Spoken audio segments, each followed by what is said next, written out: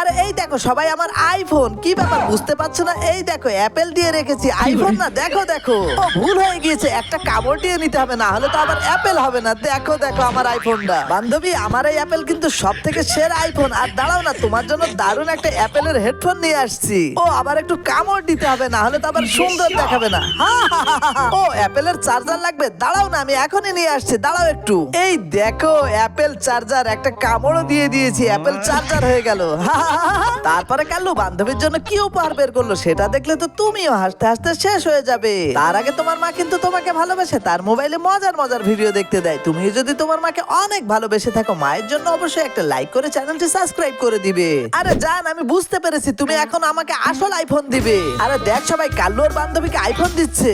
আরে এটা কি? এগুলো তো সব আপেল, তাও আবার কামড়ানো। হা হা হা হা হা।